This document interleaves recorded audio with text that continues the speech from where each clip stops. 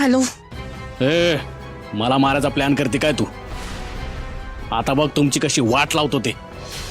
आता किंमत दुप्पट.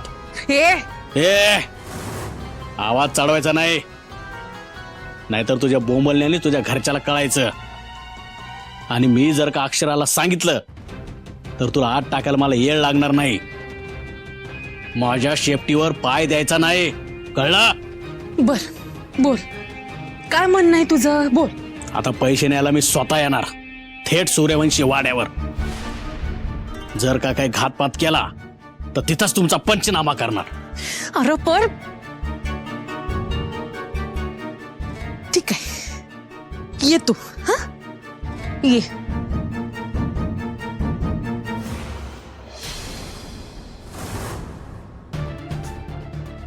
मामा, अहो काही नशेत काम करायला गेले होते का? हा, तो सुटला कसा? तो सुटला कसा? त्या माणसाची काही लायकी नसताना त्याला मला दुप्पट किंमत द्यायला लागते तुमच्यामुळं. तू ह्या सगळ्या गोष्टींचा आता विचार करू नकोस. माझ्याकडे ह्यापेक्षा मोठी न्यूज आहे. हा, सुंदर आणि अक्षरा या दोघांना आज मी बाजारात बघितलं, ते बी एकत्र.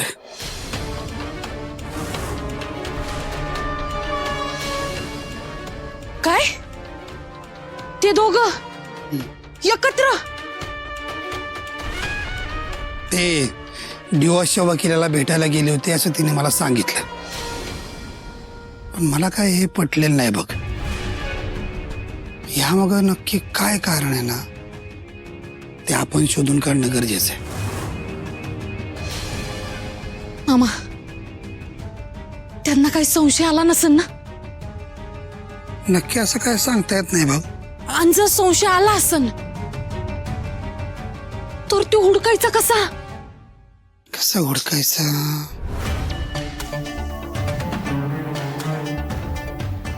मेनका, एक चान्स आहे. सुंदर मार्केटमध्ये निघाला ना तेव्हा अक्षरानं त्याच्याकडे एक फाईल दिली होती. लाल पिवळ्या रंगाची फाईल होती बघ. त्या फाईल मध्ये पोटगीचे कागदपत्र होते असं तिनं मला सांगितलं. तू एक काम करायचंस, काही झालं तर ती फाईल हुडकायचीस. एकदा का फाईल सापडली की कळेल की खरं काय खोटं काय.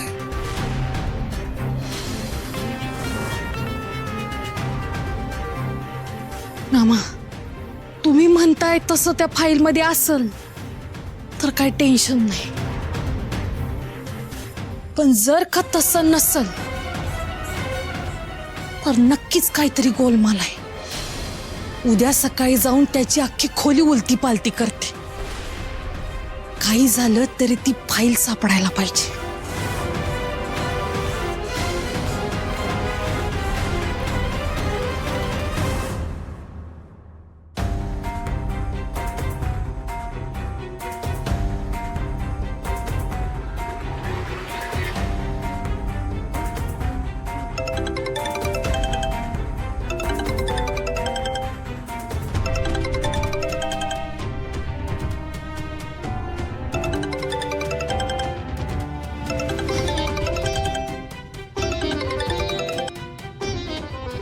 हा हॅलो अक्षरा, अगं काय झालं? काय गडबड नाही ना? हो अहो, गडबड होऊ नये म्हणूनच फोन केलाय.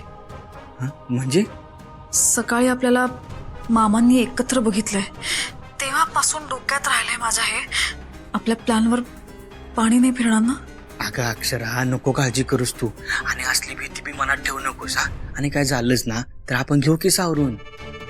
ते आहेच हो, पण राहून राहून मनात एक शंका येते माझ्या. आणि ते जर मामींपर्यंत पोचलं ना तर सगळं अवघड होऊन बसेल. माझ्या घरच्यांना कळलं तरी एक वेळ समजून घेतील, पण हे सगळं मेनकापर्यंत पोचलं तर अवघड होईल सगळं. त्याआधी आपल्याला काहीतरी करायला हवं. मग आता तूच सांग काय करायचं ते. मला असं वाटतं आपण आपलं बाहेर भेटणं बंद करूयात. आपण बाहेर नको भेटायला. अगं अक्षरा, हे पुढचं झालं, पण त्याआधीच मामानं समजा सांगितलं असेल तर.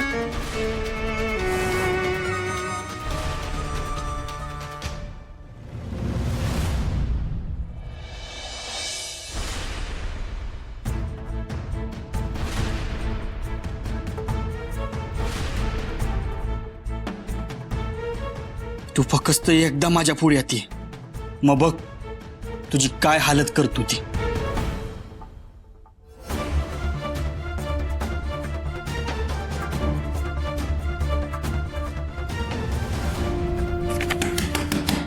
सुंदर, अरे उठलास का? आ? हा हा उठलोय. दरवाजा उघड. हा वय.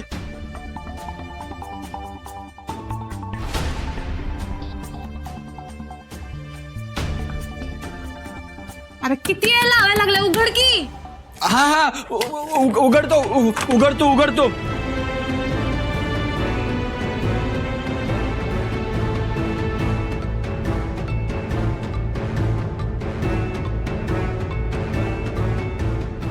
उघड.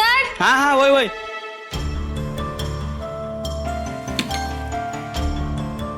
अजून पारूस आहेस वय ना? अजून आंघोळीचा पत्ता नाही. जा पटदिशी आंघोळ कर, आपण दोघं मिळून देवळात जा. नाही मेनका, अगं मला लय कटाळा आलाय बघ. आपण आहे ना आज नको जाऊया, नंतर कवा तरी जाऊया. अगं मला लय कटाळा आलाय. काय असं करायला लागलायस र? चल की माझ्यासाठी. अगं मेनका म्हणलं ना नंतर कवा तरी जाऊ, लय कटाळा आलाय मला, नको. चल की र. काय मागितलं त्याकडं मी? हा, एकत्र देवळात जाऊ की? चल. हा नाही जाऊया. मी आंघोळीला जातो, तू जा बाहेर, मी येतो आवरून. नाही उगा इथं चकाट्या पिठात बसशील. मला माहितीये थंडीचं अंगावर पाणी घ्यायला होत नाही तुला. माझ्या समोर आंघोळीला जायचं तू. जा. अगं काय चालवलंय? जा जातो म्हणलं ना मी, हा? अगं जातो मी. जा ऐक रे मा- सुंदर, जा रे. अगं ऐक लवकर जा. बरं जातोय.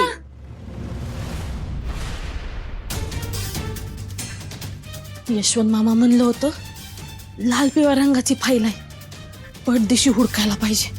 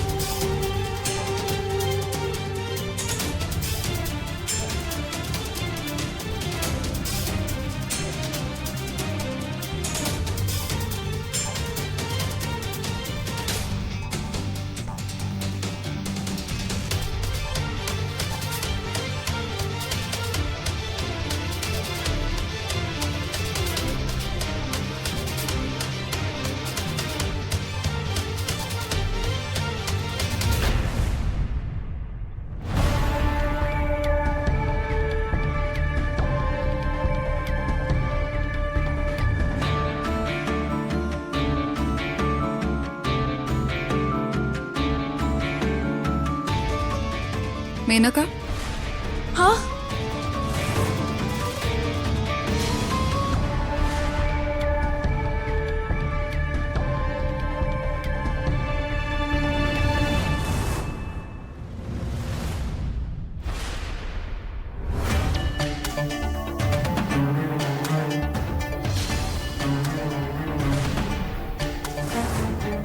बघ ना किती पसारा करून ठेवलाय. त्याला म्हणलं तू पटदिशी आंघोळीला जा, मी आवरून घेते. समजा तेच आवरून ठेवत होते. छान. ही फाईलच शोधायला आली. मामा बोलले असतीलच उर्वशी मामींना. तिकडून हिच्यापर्यंत मेसेज आला सुद्धा. तू कशाला आली इकडे? म्हणजे काय? ते पिंगे बाई आल्यात बाहेर. हा, मिसेस पिंगे, तेच सांगायला आलो ते यांना. तू पण चल बाहेर, तूही आलीस तरी चालेल. मी? हो चल. बर. येते पिंगे. आता ही बाई कोण आली अजून?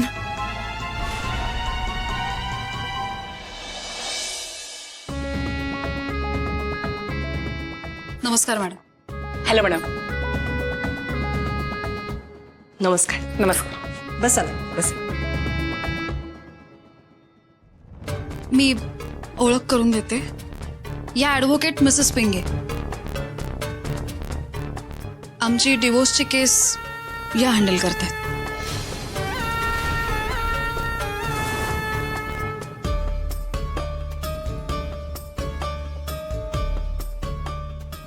वेल, मी इथे का आली त्याचं कारण आधी स्पष्ट करते. या ना सर. मला सांगा, काल पोटगीवरून तुमच्यात जो वाद सुरू होता तो मिटलाय का?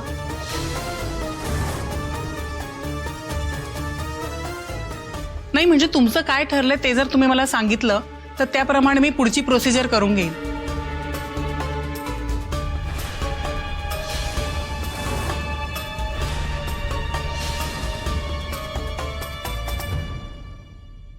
म्हणजे हे समजा अक्षरानं जुळून आणले. वा, भारी डोसकं चालतं हिचं. मेनका, मला माहितीये या सगळ्याकडे तू संशयानेच बघत असणारेस, पण हे सगळं मी यासाठीच घडवून आणलंय की तुझ्या संशयासोबत तुलाही गारद करायचंय. काय ठरलंय तुमचं पोटगीचं? आधी मला सांगा, तुमच्या जे भांडण सुरू होतं ते मिटलंय ना?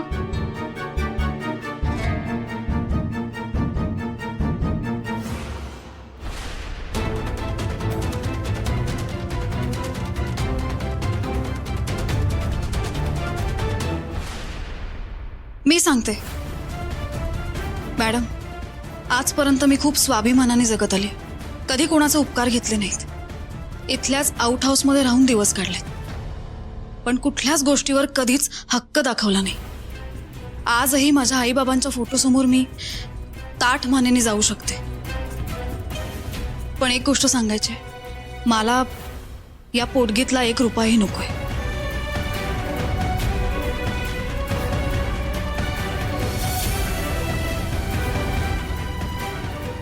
मेनकाला संशय आहे आपल्यावर. आता भांडण वाढवल्याशिवाय पर्याय नाही. हे बघ अक्षरा, तुझी नाटकना लय झाली आता. मी आज तुला पोटगी देणार आहे आणि तू ती गपगुमान घ्यायचीस, कळलं ना? उगा मला कोणाच्या बी उपकाराखाली आयुष्यभर नाही राहायचंय. पण मला जर नको असेल तर तुम्ही का उगाच अट्टास करताय? हे बघ अक्षरा, आम्ही सूर्यवंशी आहोत. आम्ही कुणाकडनं काय बी फुकट घेत नाही, कळलं ना? आणि मला ह्यो विषय आहे ना आत्ताच्या आत्ता संपवायचा आहे. उगा पुढे जाऊन मला काय बी त्रास झाला चालणार नाही. म्हणजे यांच्यात जे पेटलंय ते सगळं खरं आहे म्हणायचं.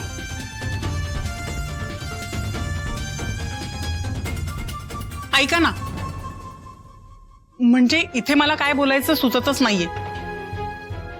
असा वाद मी पहिल्यांदाच बघते की जिथे नवरा पोटगी द्यायला तयार आहे आणि बायको ती नाकारते. दोघांचं एकमेकांवर लई प्रेम होतं ना. ते समजा संपलंय. जे काय प्रेम होतं ना ते समजा संपलंय. आणि अक्षरा, तुला पोटगी घ्यावीच लागेल. पुढे जाऊन ना काय बी त्रास झालेला मला चालणार नाही, कळलं ना? एकदाच काय तो या विषयाचा ना कणका पाडायचा. त्याचा उद्या म्हणशील म्या एकटी पडली, ह्यांनी मला काय दिलंच नाही. अशी जर ही गावभर बोंबा मारत फिरली आणि परत इथं आली तर म्या काय करायचं? हा, तुम्हीच सांगा. हेच ओळखलत का तुम्ही ताईला?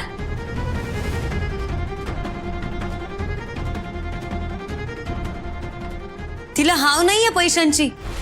तुमच्यावर प्रेम केलं होतं तिने.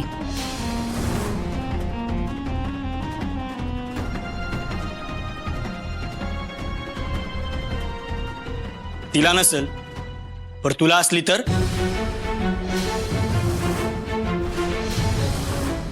ती परत येणार नाही, पण तू पैसे मागायला परत आलीस तर?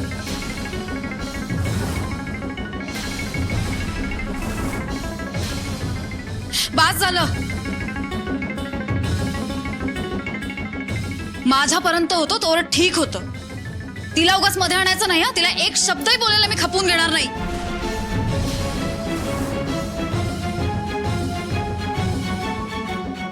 अक्षराताई ऐक ना, उग भरल्या घरात वाद नको. तो द्यायला लागला ना तुला पोटगी, मग घे की. तो बी शांत होईल आणि घर बी.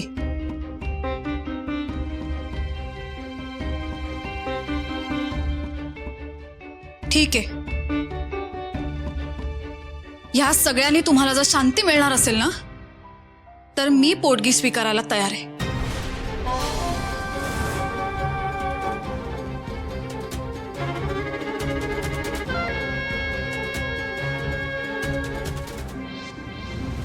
मॅडम,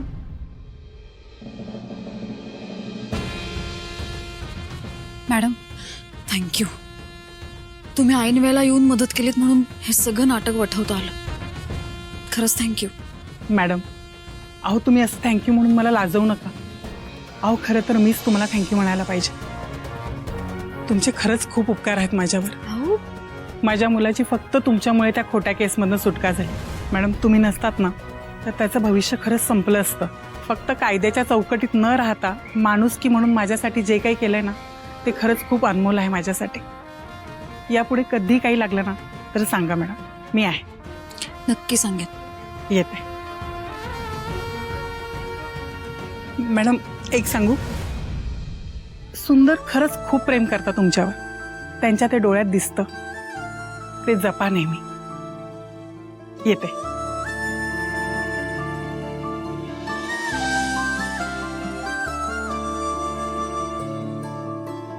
यांचं माझ्यावरचं प्रेम कधीच कमी होणार नाही. ते आयुष्यभर असंच टिकून राहील माहितीये मला. शरू, मी काय म्हणते, अगं कशाला एवढा राग करायला लागलेस हा?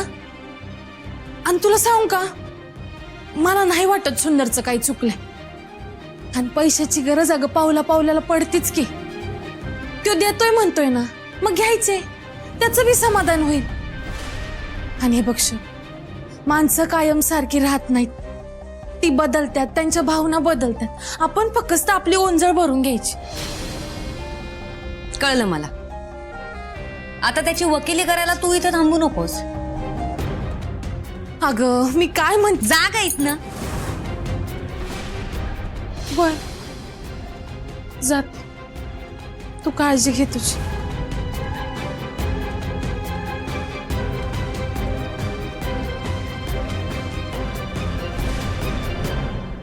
अच्छा, मेनका, तू इथे? ताई, शरूला जप, तिची काळजी घे.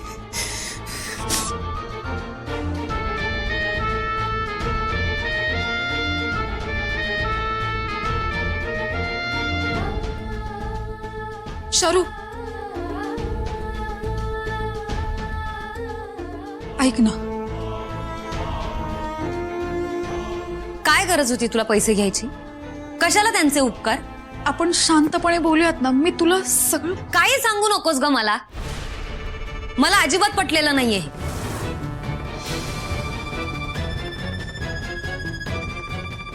शरू, कधी कधी घरातले वाद मिटवण्यासाठी आपल्याला एक पाऊल मागे टाकावं लागतं. हो, पण आपणच का घ्यायचं? हे बघ, तुला अजूनही फुनफुन असेल घर सांभाळायची, पण त्यांना पडलंय का काही? उलट तू एक पाऊल मागे घेतलंस ना तर ते येऊन आपल्या डोक्यावर पाय देतील. त्यांना तर बरंच आहे ना. त्यांना असंही सांगता येईल की आपण कसं पैसे फेकून यांना गप्प केलं. मला त्यांचे उपकार नकोय. ताई, तू माणुसकी दाखवायला जातीयस या लोकांना, पण ते माणूस म्हणून घ्यायच्या लायकीचे तरी आहेत का? तुझी काय चूक होती यात? हा, तुझा सो कॉल्ड नवरा, याने जर माती खाल्ली नसती ना तर हे काहीच घडलं नसतं. आणि वर मिजाज दाखवतोय. हा सुंदर सूर्यवंशी आहे ना, हा राक्षस म्हणून घ्यायच्या लायकीचा आहे. राक्षस. शरू,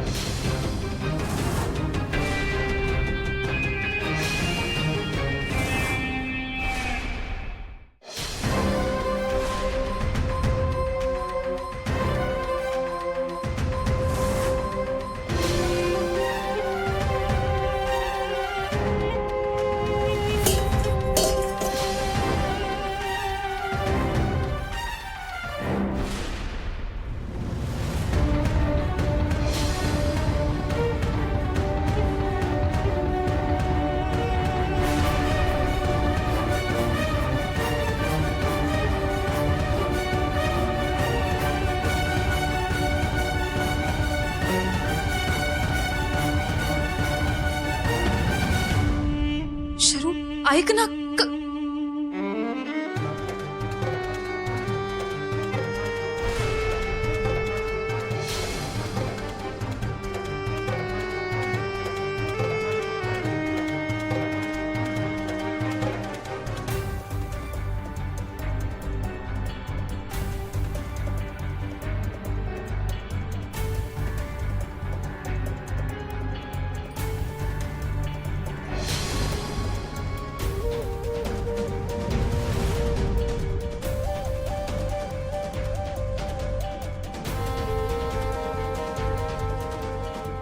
एक मिनिट काय कुठे चाललीस हा मामाकडे काय तिथे तरी शांतता मिळेल जरा मला.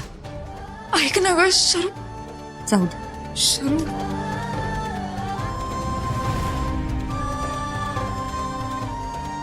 शरू शरू ऐक ना ग नको ना जाऊ प्लीज.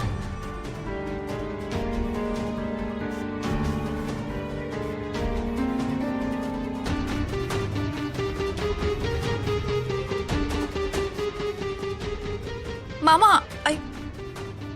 ऐक ना कसा आहेस तू बरं ऐक ना शरू येते तुझ्याकडे ती पोहोचली ना तुझ्याकडे की प्लीज मला कळवशील प्लीज नक्की कळव हा हा हो